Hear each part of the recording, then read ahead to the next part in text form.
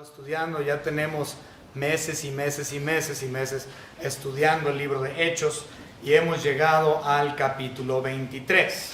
Entonces, hermanos, Hechos capítulo 23 del versículo 11 hasta el versículo 35. Nuevamente, Hechos 23 del capítulo 11. Hechos 23 del versículo 11 al versículo 35. Se me olvidó mencionar, hermanos, en la hora de los anuncios, por favor sigan orando por la hermana Diana, que sigue con problemas. La volvieron a ingresar al hospital, ya tiene meses, ya tiene ella meses, creo que 3 o 4 meses, ya ni sé, donde ha estado entrando y saliendo del hospital por este problema que tiene en el estómago. Entonces manténganla a ella. No, hace unos días regresó al hospital, pero ¿ya lleva 5 días en su casa? Bueno, pues estoy perdido entonces en los anuncios. Ok, pero sigan orando por ella. También, disculpen, necesito también que estén en oración por la hermana Susi Contreras. Ya dio a luz, ya nació su niña, se llama Zoe Hepzibah. Ok, entonces Zoe está bien, pero la hermana tiene problemas cardíacos. Entonces ha tenido problemas muy serios con su corazón. La han estado llevando con un cardiólogo. Entonces ese es un problema que ella ha tenido desde antes del embarazo, pero manténganla por favor en oración. Muy bien, vamos a empezar. Hechos capítulo 23, versículo 11. Lo que vamos a estudiar el día de hoy tiene que ver acerca con la tercer defensa. Vamos a empezar, todavía no vamos a ver la tercera defensa de Pablo. Recuerden que Pablo da un total de 6 defensas. 6 defensas en el libro de los Hechos. Ya vimos los primeros 2, estamos a punto de ver el tercero, lo cual vamos a ver la semana próxima. Lo que vamos a ver hoy es el traslado de Jerusalén a Cesarea, el traslado de Pablo de Jerusalén a Cesarea, donde ya en Cesarea tiene o hace o lleva a cabo su tercer defensa de 6.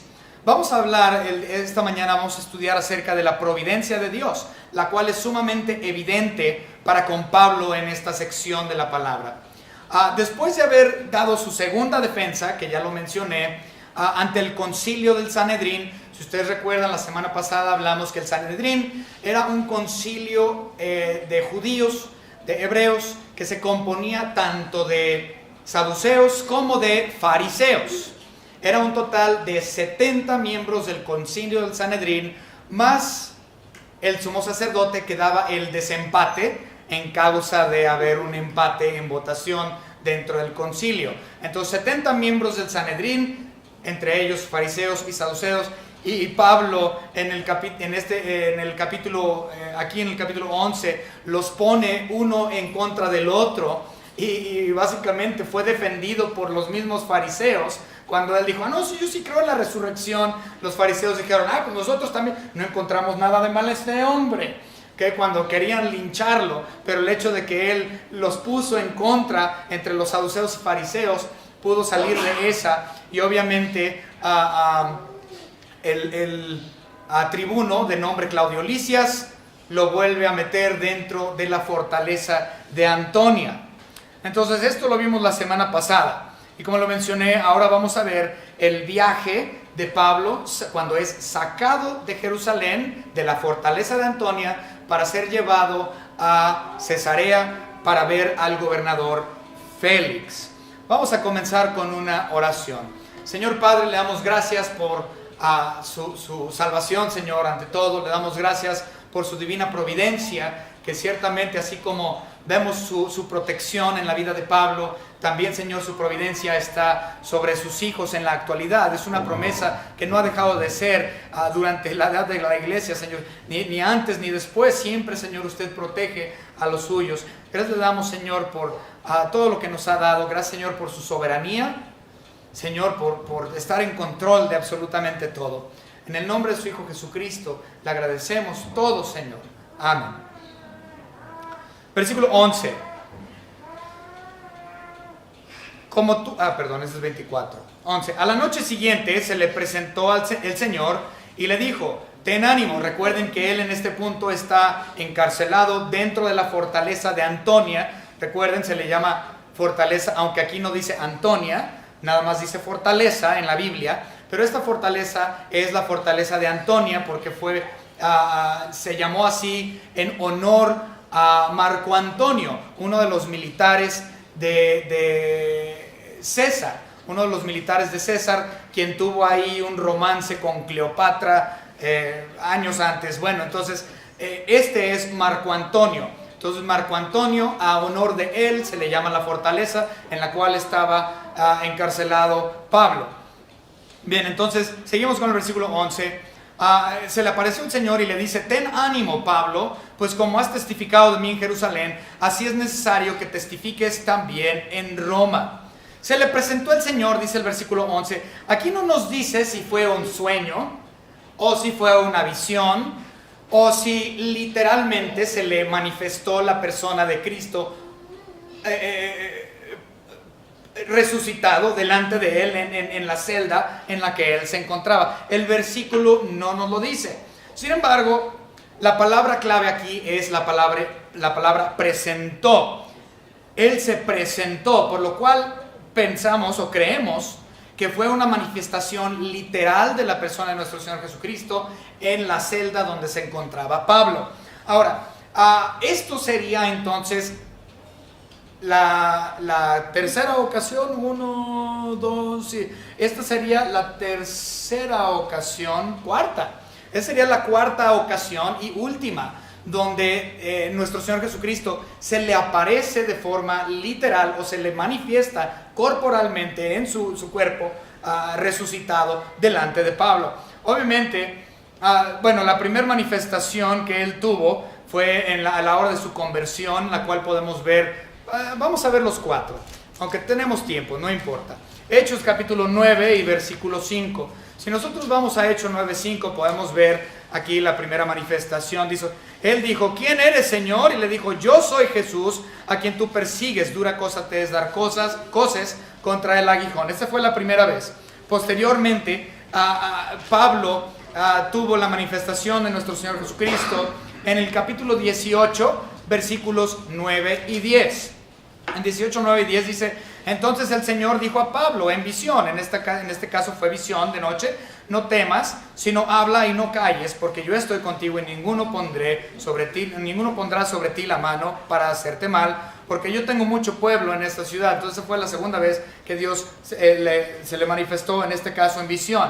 Posteriormente, en el capítulo 22, el capítulo anterior al que hemos visto, en el que estamos, capítulo 22, versículos 17 y 18. Dice: y me aconteció, vuelto a Jerusalén, que orando en el templo me sobrevino un éxtasis, y le vi que me decía: date prisa y sal prontamente a Jerusalén, porque no recibirán tu testimonio acerca de mí. Entonces, esta es la cuarta ocasión que estamos viendo aquí, la manifestación de nuestro Señor Jesucristo hacia Pablo en su celda en la fortaleza de Antioquía. Muy bien, de Antonia, la fortaleza de Antonia. Ahora, cuando se le aparece en este caso al apóstol Pablo, nuestro Señor Jesucristo le dice unas palabras muy interesantes. Lo primero que le dice es: ten ánimo. ¿Sí? Ten ánimo. Eso nos indica que posiblemente Pablo estaba algo triste. Posiblemente, ahora la Biblia no nos lo dice, pero obviamente por deducción está implícito que el apóstol Pablo estaba algo triste. Posiblemente él pensaba que su muerte ya era inminente en ese momento. Sin embargo, no creo que haya sido su muerte, porque Pablo decía que él quería morir para estar con el Señor. Entonces no era en sí la muerte que él le daba desánimo. Yo creo sinceramente que el problema más grande es que él pensaba que iba a morir y ahí iba a terminar su trabajo y su servicio para Dios. Sin embargo, su ministerio estaba lejos de acabar en ese momento. Le faltaban muchos años todavía de vida. Entonces nuestro Señor Jesucristo le dice: ten ánimo. Y le dice ahí en el versículo 11: que él tenía, era necesario que testificase de él en Roma. Y esto obviamente nos lleva a la profecía del ministerio de Pablo, que fue hecho desde Hechos capítulo 9. Vamos a regresar a Hechos capítulo 9 rápidamente y vamos a ver que ya se había profetizado que él iba a predicar a reyes. Vamos a Hechos capítulo 9, versículo 15. El Señor le dijo: ve, porque instrumento escogido me es este para llevar mi nombre en presencia de los gentiles y de reyes y de los hijos de Israel. Cosa que hasta este punto Pablo no había hecho. Pablo había hablado con gentiles, ciertamente ya había recorrido dentro de sus viajes misioneros muchas ciudades y había testificado el evangelio de nuestro Señor Jesucristo, de su persona, pero hasta este punto él no había predicado ante reyes. Entonces su ministerio no podía estar terminado, porque la profecía que dio nuestro Señor Jesucristo acerca de él es que él tenía que ir y predicar ante reyes. Cosa que hizo, fue y estuvo ante Agripa y posteriormente estuvo ante César cuando apeló a él. Entonces esa profecía todavía no se había cumplido. Entonces cuando Cristo Jesús le dice: ten ánimo porque tienes que ir a Roma, posiblemente en ese momento Pablo dijo: oye, sí es cierto, ¿por qué estoy triste si Dios ya me había dicho que yo necesito ir a Roma? Yo necesito predicar ante reyes. Posiblemente es la oportunidad de hacerlo. Entonces, eso sinceramente yo creo que le dio mucho ánimo al corazón de Pablo. Muy bien, continuamos entonces con el versículo 12. Ahora, del 12 al 22, del versículo 12 al versículo 22, estudiaremos acerca de un complot que hubo por parte de 40 individuos israelitas, judíos celosos de su religión, quienes estaban dispuestos a asesinar al apóstol Pablo. También veremos del 12 al 22 la intervención divina, o como lo llamé en la introducción, la providencia divina, intervención divina por medio de la instrumentación del sobrino de Pablo. Dios utiliza al sobrino de Pablo para proteger a Pablo, su divina providencia. Dios usa a cualquier persona, cualquier cosa, tanto inconversos como salvos. Muchas personas piensan que Dios nada más utiliza a los salvos como instrumentos suyos, pero esto no es cierto. Dios también utiliza al inconverso para hacer su voluntad.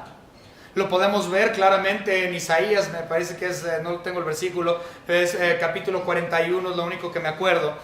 Isaías capítulo 41, vamos a buscarlo. Donde Dios habla o se profetiza acerca de Ciro y llama a Ciro su ungido. Posiblemente no sea el 41. Por ahí si me ayudan por favor con ese versículo se los agradezco. A Ciro su ungido. Bien. 45, ¿qué, perdón? 45:1. Bueno, estaba cerca. 45:1. Así dice Jehová a su ungido, a Ciro, al cual tomé yo por su mano derecha para sujetar naciones delante de él y desatar lomos de reyes, para abrir delante de él puertas y las puertas no se cerrarán. Entonces, Dios llama aquí a Ciro su ungido, es decir, Ciro el persa, ¿va? Y lo llama ungido, que es un nombre realmente exclusivo de nuestro Señor Jesucristo, pero Dios lo está llamando aquí su ungido porque él iba a ser instrumento de Dios para hacer su voluntad con el pueblo hebreo, y Ciro era un pagano. Entonces ciertamente Dios utiliza a las personas, tanto salvas como no salvas, para llevar a cabo su bendita voluntad. En este caso, bueno, está utilizando al sobrino de Pablo como instrumento de él para llevar a cabo su divina providencia. Muy bien, continuemos. Versículo 12. Venido el día, algunos de los judíos tramaron un complot y se juramentaron bajo maldición. Esto es muy interesante, ahorita vamos a hablar de este asunto. Entonces, bajo maldición, diciendo que no comerían ni beberían hasta que hubiese dado muerte a Pablo. El odio hacia Pablo por dar el evangelio a los gentiles fue tan grande que ellos estaban dispuestos a no comer y no beber hasta no verlo muerto o asesinarlo. La realidad es que como cristianos debemos comprender que en este mundo hay odio hacia el que ha creído en Cristo como su Salvador. Hay un odio en contra de los cristianos. Y que si predicamos correctamente, tendremos desánimos y tribulaciones y problemas y persecución. Pero eso no importa, porque en Cristo tenemos verdadera paz. Vamos rápidamente a Juan. Al Evangelio de Juan, capítulo 16 y versículo 33. Aquí la palabra de nuestro Señor nos dice lo siguiente: estas cosas os he hablado para que en mí tengáis paz. En el mundo tendréis aflicción, pero confiad, yo he vencido al mundo. En Cristo tenemos victoria, en su muerte, en su sepultura, en su resurrección. Y si usted está en Cristo Jesús, no importa lo que este mundo le pueda traer en cuestión a aflicción y dolencias y cuestiones, cualquier circunstancia negativa. No importa, porque yo estoy en paz en Cristo Jesús. Pero si usted no ha creído en Cristo como su único y propio Salvador, créame que usted no tendrá las mismas aflicciones que tiene un creyente. Porque usted es parte del mundo, es hijo de Satanás y por lo tanto no es hijo usted de Dios. Porque no ha creído en el Hijo unigénito de Dios, en Cristo Jesús. En quien únicamente en Él hay paz. Entonces, por eso también nuestro Señor Jesucristo le dijo: ten ánimo, Pablo. No importa lo que venga, no importa lo que te suceda, ten ánimo. Esta no es tu hora, te voy a dar de mi divina providencia. Versículos 13 y 14. Bueno, ahora observen, antes de pasar al 13, observen en el versículo 12, dice: y se juramentaron bajo maldición. Esto es importante. Ahora, si nosotros nos vamos al 14, también dice ahí: nosotros hemos juramentado bajo maldición. Y ahorita voy a explicar eso, pero vamos a leer el 13 y el 14. Eran más de 40 los que habían hecho esta conjuración, los cuales fueron a los principales sacerdotes y a los ancianos y dijeron: nosotros nos hemos juramentado bajo maldición a no gustar nada hasta que hayamos dado muerte a Pablo. Muy bien, bajo maldición. El voto que ellos hicieron no nada más era así de simple, de que no voy a tomar, no voy a comer, nada, no voy a gustar alimento hasta que no asesinemos a Pablo. No era algo así de fácil, era el hecho de juramentar bajo maldición es mucho más. De hecho, en el hebreo la palabra es jerem, C-H-E-R-E-M, jerem. Y la palabra jerem, en realidad, lo cual significa en griego, es anatema. Es decir, que ellos iban a ser malditos si no llevaban a cabo su voto. Malditos si ellos no asesinaban a Pablo. Si no le damos muerte, malditos seamos. Y esto también tenía que ver no nada más con el alimento y con el hecho de ser malditos, sino con el hecho de ser expulsados de la ciudad de Jerusalén. Ellos podían ser expulsados de las inmediaciones geográficas de Israel, incluso por los altos mandos de los sacerdotes y por el Sanedrín. Si ellos no cumplían, esto incluso implicaba que ellos iban a ser sacados, expulsados de tierra, de las tierras de Israel. Entonces era un voto muy grande. No nada más era: no voy a comer y beber. No, es: si no cumplo me van a sacar de este lugar. Este es el voto jerem. A eso se refiere con maldito, anatema, excomulgados de Israel. Ahora, aparece también este mismo tipo de voto en el Antiguo Testamento. El rey David habló del tema similar. Vamos a ver los Salmos capítulo 102.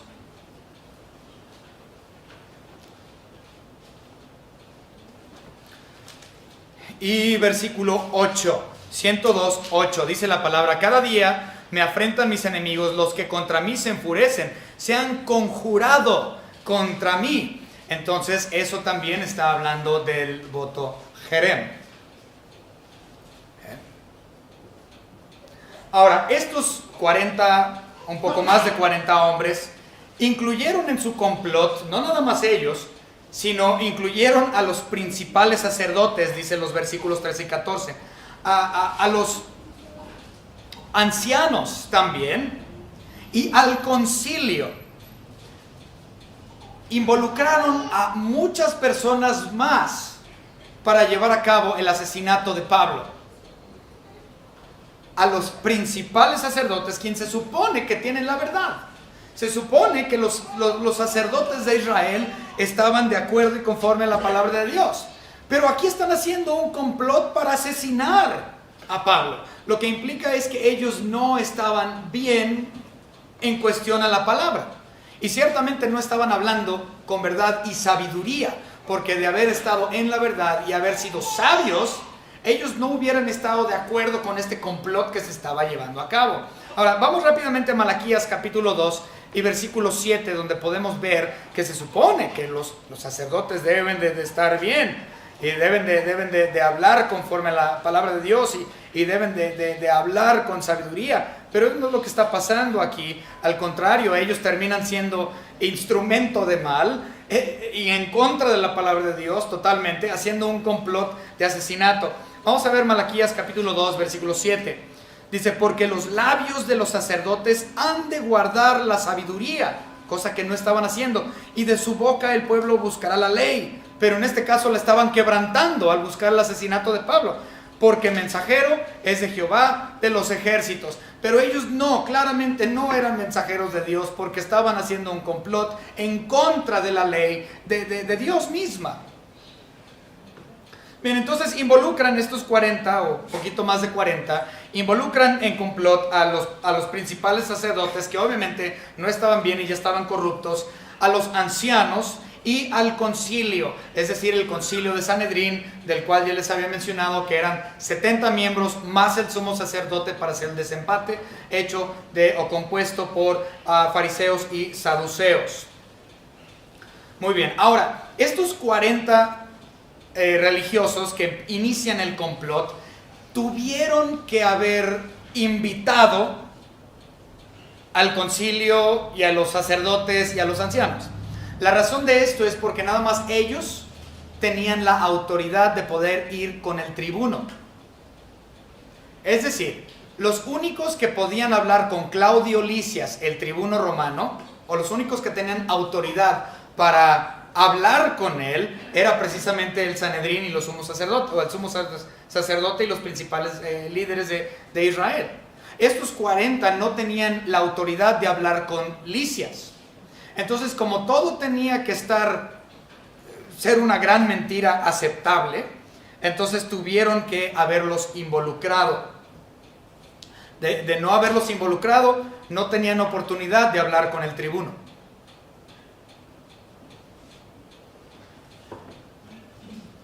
Muy bien, continuamos.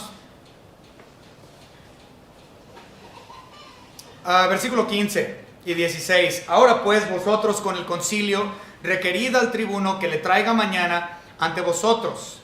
O sea, querían que le hablaran al tribuno, porque ellos mismos no podían. Como queréis indagar alguna cosa más cierta acerca de él, y nosotros estaremos listos para matarle antes que llegue. O sea, lo querían matar en el transcurso, en el recorrido, para ir a ver a Claudio Lisias. Nosotros lo vamos a matar en el transcurso, porque pues, obviamente va a estar fuera de la fortaleza de Antonia, y cuando salga en el transcurso nosotros nos vamos a encargar de asesinarlo. Ustedes no se preocupen, ustedes nada más díganle a Lisias que lo saque para que nosotros lo matemos.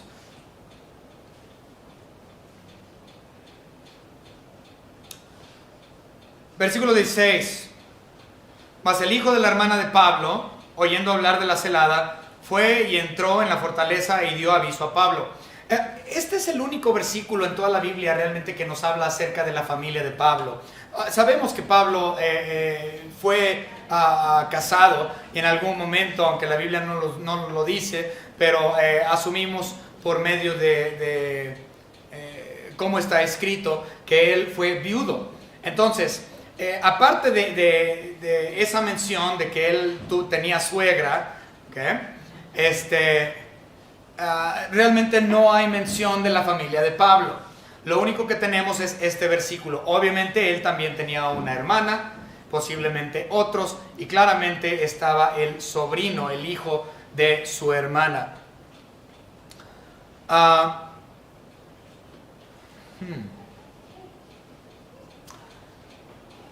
Este sobrino, como lo mencioné en la introducción, es un instrumento de Dios para que la voluntad de Dios se haga. En este caso, la divina providencia o la protección divina de Pablo. La protección divina de Dios, su divina providencia, es preciosa, hermanos, porque nada escapa de sus ojos.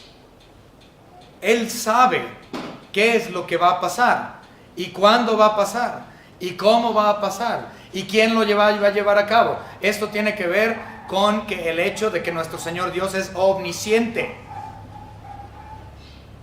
Es uno de sus atributos. Dios todo lo sabe, y Dios utiliza, en este caso, a este joven para poner a luz el complot que está en contra de Pablo. Pero ciertamente Dios incluso usa hasta los pájaros o cualquier cosa para dar testimonio de lo que está ocurriendo, para protección de los suyos. Vamos a ver eso. Eclesiastés.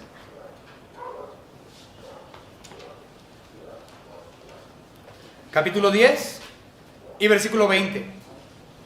Ni aun en tu pensamiento digas mal del rey, ni en lo secreto de tu cámara digas mal del rico, porque las aves del cielo llevarán la voz, y las que tienen alas harán saber la palabra.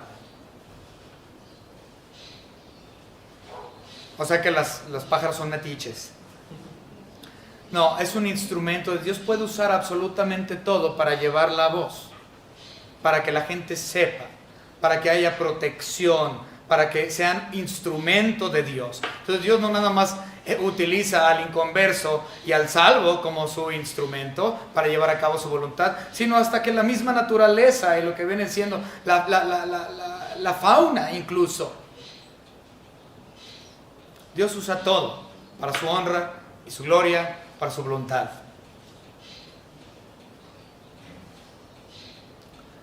Y saben que cuando este tipo de cosas suceden y la gente cree que en secreto están haciendo las cosas y que están llevando un complot en contra de alguien o algo malo, que estén fraguando cosas, ¿saben qué? Esto es para Dios una cosa de risa. Dice la palabra de Dios en Salmos que Él se burla de ellos. Salmos capítulo 2. Lo que ellos estén tramando, lo que ellos piensen que están haciendo en secreto, en realidad no importa, porque Dios está riendo de ellos. Ellos piensan que están haciendo algo en secreto, pero Dios ya lo sabe. Él es omnisciente y Dios se burla de las maquinaciones, de lo que ellos están fraguando en su mente. Salmos capítulo 2, versículo 4. El que mora en los cielos se reirá, el Señor se burlará de ellos. Todos los que piensan que en secreto están haciendo las cosas, Dios se burla en su cara de ellos. Ah, pobrecito humano. Piensan que yo no lo sé. Piensan que no me doy cuenta. Hasta las mismas piedras me dan aviso. Yo todo lo sé, dice Dios. Las aves, todo me da aviso. Yo todo lo sé. Eso es lo que está diciendo Dios. Yo me burlo de ellos. Bien, continuamos con el versículo 16 y 17. Y entró en la fortaleza. Vamos a ver, esa parte se me hizo interesante. Y fue y entró en la fortaleza y dio aviso a Pablo. Es decir, que el sobrino de Pablo, esto me llamó mucho la atención. Esto implica que la fortaleza de Antonia era un lugar público donde las personas podían entrar y salir. él entró, el mismo sobrino entró a la celda donde estaba Pablo, adentro de la fortaleza de Antonio, para platicar con su tío. Me llamó la atención porque pues, hoy si quieres ir a visitar a alguien en la cárcel, no hombre, tienes que meter papeles y documentos y hacer peticiones y hacer un montón de cosas para poder ir a hacer la visita. Y te tardas, es un proceso de semanas muchas veces para que te den entrada. Pero en este caso, dice, el sobrino escuchó y luego entró a la fortaleza de Antonia. Se me hizo muy interesante, había acceso hacia el interior de la fortaleza, obviamente sin ningún problema, lo cual también me llamó mucho la atención. Fíjense, aquí en México y también en Estados Unidos y en otros países, como por ejemplo en la Casa Blanca antes la gente podía, o sea, la población podía entrar adentro de la Casa Blanca y saludar al presidente y platicar con él. Era abierto, cualquier persona, cualquier ciudadano americano podía entrar a la Casa Blanca sin ningún problema. Pero hoy, no hombre, para entrar a la Casa Blanca está en chino, no entras.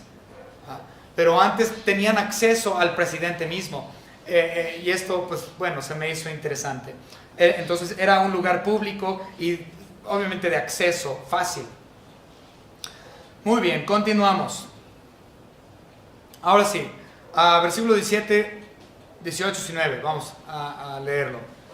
Pablo, llamando a uno de los centuriones, dijo: lleva a este joven ante el tribuno, es decir, ante Claudio Lisias, porque tiene cierto aviso que darle. Él entonces, tomándole, le llevó al tribuno y dijo: el preso Pablo me llamó y me rogó que trajese ante ti a este joven, que tiene algo que hablarte. Entonces Pablo le habla al centurión, el centurión dice: bueno, pues ya vamos a hablar con Lisias, y lleva al sobrino de Pablo ante Lisias para que le diga lo que está sucediendo. 19. El tribuno, tomándole de la mano y retirándose aparte, le preguntó: ¿qué es lo que tienes que decirme? Y obviamente en estos versículos lo que estamos viendo es que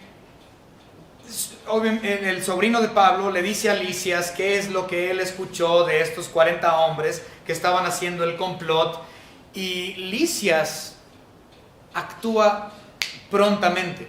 No se queda sentado: muchachito, sácate, quítate, me estorbas, tengo cosas que hacer más importantes.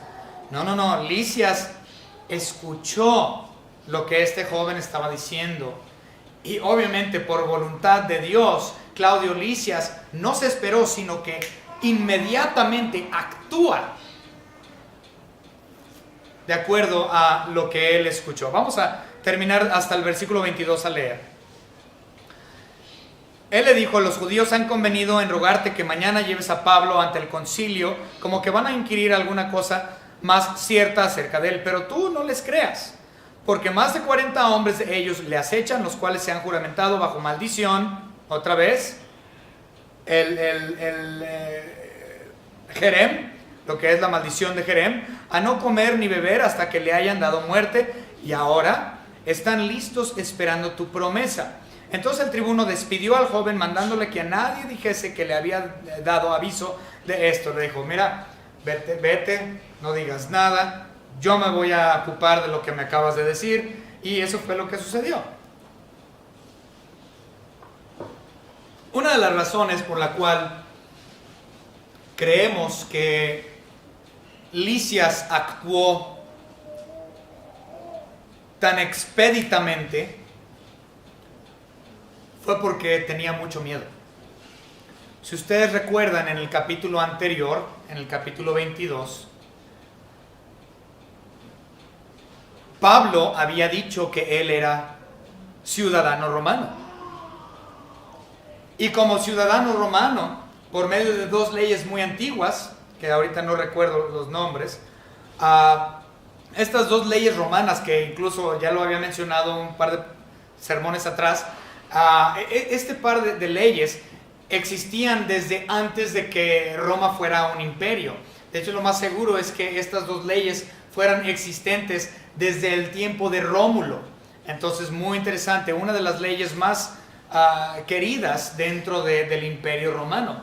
Entonces eso implicaba que a los romanos no se les podía azotar, no se les podía lastimar, no se les podía hacer nada. De hecho, ellos tenían verdaderamente derechos como ciudadanos de una forma increíble. Y Lisias pudo haber sido muerto por no respetar estas leyes de un ciudadano romano o sus derechos. Vamos a ver 22, 29. Bueno, vamos a leer desde el 27. Vino entonces y le dijo: dime, ¿eres tú ciudadano romano? Y obviamente Pablo le dijo que sí. Respondió el tribuno: yo con gran suma adquirí esta ciudadanía. Entonces Pablo dijo: pero yo soy de nacimiento. Así luego se apartaron de él los que le iban a dar tormento, y aún el tribuno, al saber que era ciudadano romano, también tuvo temor por haberle atado. ¿Por qué? ¿Por qué tenía temor? Porque él iba a perder su puesto y posiblemente incluso su cabeza por dañar a un ciudadano romano. Entonces, esto es la razón por la cual creemos que Lisias fue tan rápido en acción para proteger a Pablo, porque él tenía temor, ya le había atado, e incluso para eso ya posiblemente iba a haber algún tipo de paga que él iba a tener que hacer, alguna consecuencia por haberle amarrado. Pues ahora que él no lo está, si no lo protege y lo matan, seguramente su cabeza iba a rodar. Seguramente la cabeza de Lisias iba a rodar. Por lo tanto, él expeditamente, al saber lo que le dijo el sobrino de Pablo, él se puso en acción y lo protege. Y la forma en que lo protege es muy interesante. Vamos a ver el versículo 23. Fíjense nada más con cuánto lo protege. Hechos 23. Y llamando a 2 centuriones, mandó que preparasen para la hora tercera de la noche 200 soldados. Recuerden, un centurión era un soldado romano que estaba al cargo de 100 soldados. Por eso centurión. ¿Okay? Y dice que son 2 centuriones. Por lo tanto, eran 200. ¿Sí? Y aquí lo vemos, que eran 200 soldados de a caballo. Nuevamente 23. Centurión mandó que preparasen para la hora tercera de la noche 200 soldados, 100 cada uno, 70 jinetes y 200 lanceros para que fuesen hasta Cesarea. Son un montón de soldados.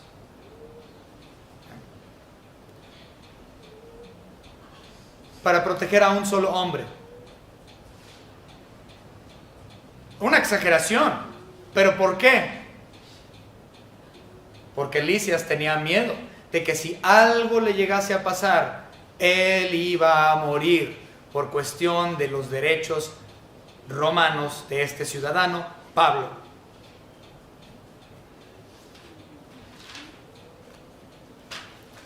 Ahora, una cosa que notamos es que dice que Lisias les dijo que estuvieran preparados para la tercera hora de la noche. Es decir, las 9 p.m. Las 9 p.m. Eran las 9 de la noche cuando ellos tenían que estar preparados y listos para sacar a Pablo de Jerusalén. Y obviamente más adelante vemos que ellos viajaron durante la noche. A ver, déjenme ver dónde quedó. Bueno, más adelante lo vamos a ver. 31. A ver, 31. Y los soldados, tomando a Pablo como se les ordenó, le llevaron de noche a Antípatris. Entonces, fue de noche que ellos viajaron, empezaron a las 9 de la noche, y el asunto es que los iba a llevar a Cesarea. Cesarea, bueno, ahí lo podemos ver mencionado en el versículo 23, dice: lanceros para que fuesen hasta Cesarea. Entonces la idea era llevarlos de Jerusalén hasta Cesarea. La distancia es 120 kilómetros aproximadamente. Algunos iban a caballo, 70. Los demás iban a pie. Muchos iban a pie, la gran mayoría. Pero ellos, los otros eran jinetes. Ahora, el asunto de esto es: viajaron muy rápido. Déjenme explicarles, porque obviamente ustedes saben que me gustan los caballos. Si no sabían, ya saben. Y me he ido a Talpa con la peregrinación esta católica que se hace anualmente. He ido varias veces. No voy a hacer mi manda, si no crean que soy, no. Me gustan los caballos, me gusta la naturaleza y me gusta viajar a caballo. Es hermoso, es una experiencia única. Y de Ameca, Jalisco, a Talpa de Allende son 117 kilómetros. Aquí son 120. Ahora, nosotros yéndonos a paso más o menos, nos tardamos 3 días para llegar a Talpa de Allende, los 117 kilómetros. Y estamos hablando de horas y horas y horas y horas estando montado. 3 días. Ellos hicieron el viaje en un total de 2 días. La gran mayoría de ellos a pie. O sea que iban a un paso bastante veloz para cubrir 120 kilómetros en 2 días. Ahora, lo interesante, sin embargo, es que Pablo no se fue a pie. A él le dieron la oportunidad, posiblemente porque era el ciudadano romano, no sé, todos eran romanos ahí, pero le dieron la oportunidad de montar, dice el versículo 24, y que preparasen cabalgaduras en que poniendo a Pablo le llevasen en salvo a Félix el gobernador. Entonces, aunque la gran mayoría de ellos caminaron, Pablo fue uno de ellos que tuvo la oportunidad de ir montado. Muy bien. Versículos 25 al 30. Del 25 al 30, nosotros vamos a ver que Pablo Lisias le manda una carta a Félix, al gobernador, para que él supiera de qué es lo que se trata todo ese asunto y por qué le manda a Pablo. Versículo 25 al 30. Y escribió una carta en estos términos: Claudio Lisias al excelentísimo gobernador Félix, salud. Ahora, la palabra salud naturalmente es una que vemos muy a menudo en todo lo que es el Nuevo Testamento, como despedida o incluso como saludo, ¿no? Como decir, hola, ¿cómo estás? ¿No? O adiós. Era una forma muy formal para despedirte de una persona o introducirte de alguna forma. Ahora, Claudio Lisias lo llama excelentísimo gobernador. Ese título excelentísimo simplemente era una cuestión de honor. De hecho, Lucas, quien escribió el libro de los Hechos y el libro de Lucas, el Evangelio de Lucas, menciona esta misma palabra al receptor de sus cartas, que es Teófilo.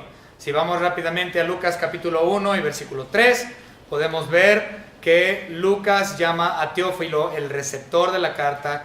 Oh, excelentísimo Teófilo. Vamos a verlo, 1:3.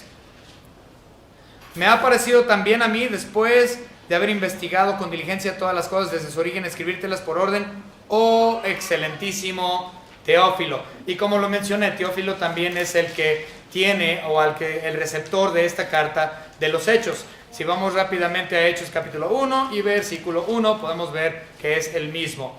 En el primer tratado, Teófilo, hablé acerca de todas las cosas que Jesús comenzó a hacer y a enseñar. Bueno, pero el asunto es, el título excelentísimo era una palabra de honor muy utilizado en el mundo griego, y ciertamente ahora en el mundo romano también, bajo el tiempo del Imperio Romano.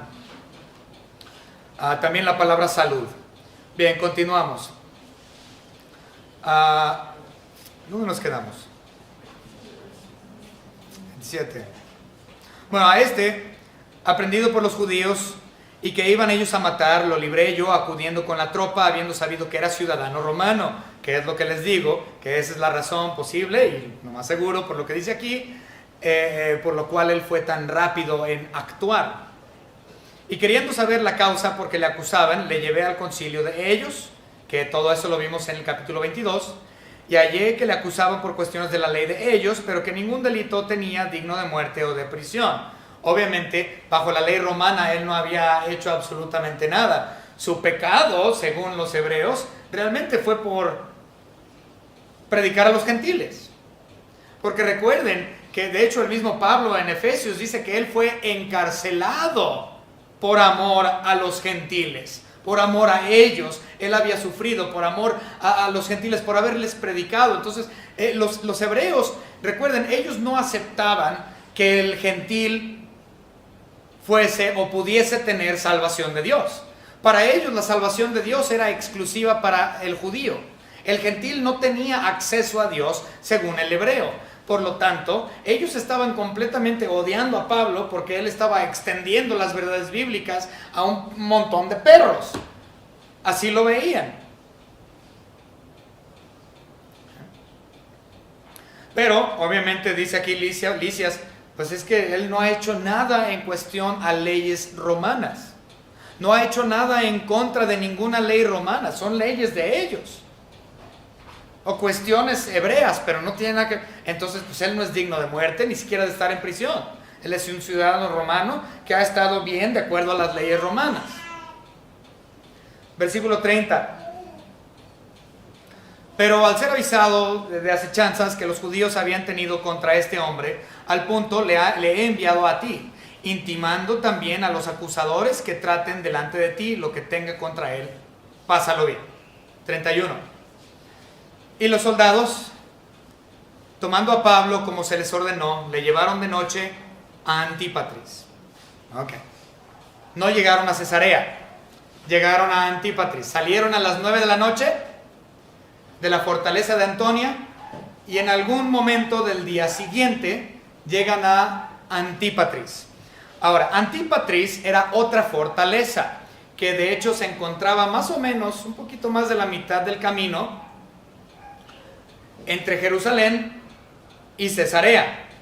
Recuerden, 120 kilómetros en total. Pero no llegaron ese día hasta Cesarea. Tomaron un tiempo de descanso. Llegaron a Antípatris. Antípatris es otra fortaleza que fue erguida por Herodes el Grande en honor a su padre Antípater.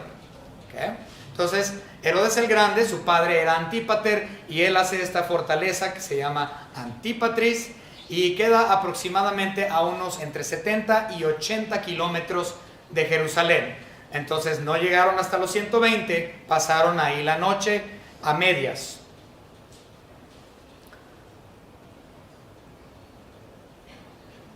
Era el punto intermedio. Bien, versículo 32.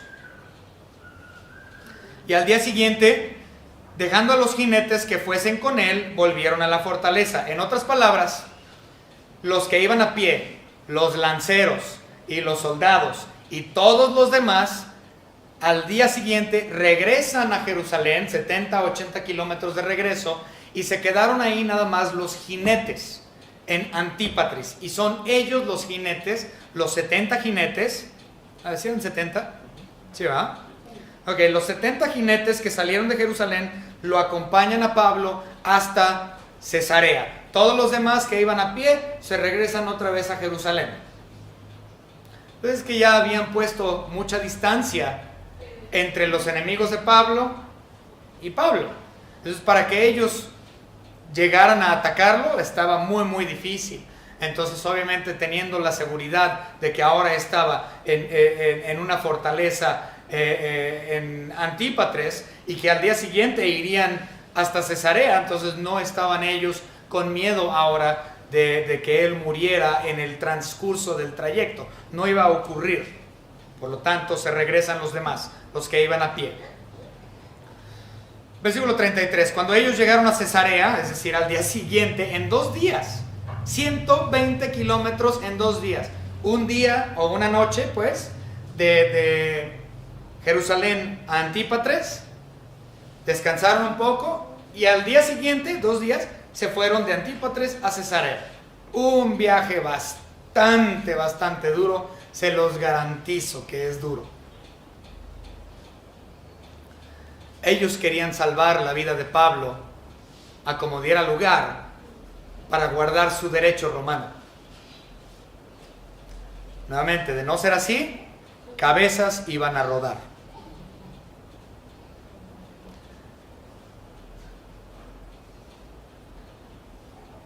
cuando aquellos llegaron a Cesarea y dieron la carta al gobernador, presentaron también a Pablo delante de él, y el gobernador, que es decir Félix, leída la carta, preguntó de qué provincia era, y habiendo entendido que era de Cilicia, le dijo, te oiré cuando vengan tus acusadores, y mandó que le custodiasen en el pretorio de Herodes, es decir, Herodes el Grande.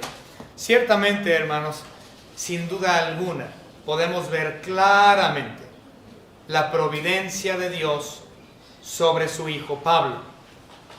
Y esta misma protección sigue para sus hijos hoy.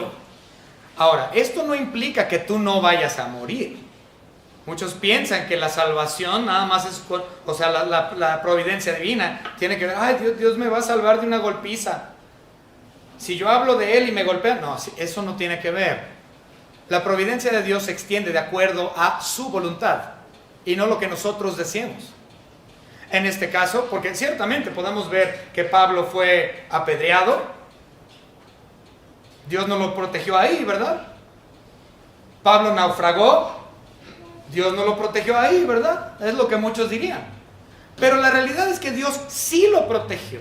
A pesar de que él naufragó y fue azotado y le dieron de varazos y le picó una víbora y lo apedrearon y todas estas cosas que le ocurrieron a Pablo, usted dirá, pues es que Dios no lo protegió. No, Dios sí lo protegió. Pero su divina providencia tiene que ver con la voluntad soberana de Dios y no lo que nosotros creemos que es divina providencia. Tenemos que recordar, hermanos, que nosotros no tenemos absolutamente nada de control de absolutamente nada. La gente piensa que su vida y su voluntad está dentro de sus propias manos, pero déjenme decirles que la voluntad de Dios y su soberanía es para con absolutamente todo. Y todo lo que te pasa en esta vida es por la voluntad soberana de Dios. Y tú no tienes absolutamente ninguna opinión en lo que Dios hace con tu vida. Él es el Rey de Reyes, Él es el Señor de Señores, y ninguna hoja cae de ningún árbol que Él así no lo permita. Por lo tanto, la divina providencia de Dios no es de acuerdo a lo que nosotros queremos que Dios nos proteja, sino que la divina providencia implica lo que Él, o las protecciones que Él quiera darnos en el momento que Él desee darnos, y por medio de la instrumentación de quien Él quiera usar. Le damos muchas gracias al Señor por su palabra y por lo que podemos ver en ella en este día. Nadie se burla de Dios. Ningún complot es hecho sin que Él lo sepa. Y su divina providencia se extiende como Él quiere extenderla. Recordemos el versículo que dice, tendré misericordia de quien yo quiera tener misericordia, de quien yo tenga misericordia. La forma de orar no es, Señor, protégeme de esto, Señor, protégeme de aquello, Señor, aliméntame con esto, Señor, aliméntame con aquello, Señor, ayúdame a pagar estos gastos. Así no oramos. Nuestra manera de orar debe de ser, Señor, que se haga tu voluntad en todo aspecto de mi vida. Esto es lo que está ocurriendo. Pero, Señor, que se haga tu voluntad de acuerdo a estas circunstancias que yo estoy viviendo. Que tu divina providencia se extienda a mí como usted desea extenderlas. Esa es la soberanía de Dios y esa es su providencia. Espero, hermanos, que esto haya sido una bendición para ustedes. Y la próxima semana empezaremos, ahora sí, con la tercera defensa de Pablo ante Félix. Su tercera defensa de 6 en total. Vamos a orar. Señor Padre, gracias le damos por todo lo que nos ha dado. Gracias, Señor, porque usted es soberano. Y por lo tanto, usted está en control de absolutamente todo. Y usted hace las cosas conforme a su voluntad, Señor, y no tiene nada que ver con nosotros. Señor, nosotros tan solo somos unos viles pecadores viviendo en este mundo como cristianos, Señor, nada más confiando y teniendo y depositando nuestra fe en su obra redentora y en su soberanía. Gracias, Señor, por aquellos que hemos recibido la salvación y hemos sido hechos hijos suyos, aunque no merecemos absolutamente nada. Gracias le damos por su control, por su amor en cualquier aspecto de nuestra vida. En el nombre de su Hijo Jesucristo se lo agradecemos, Señor. Amén.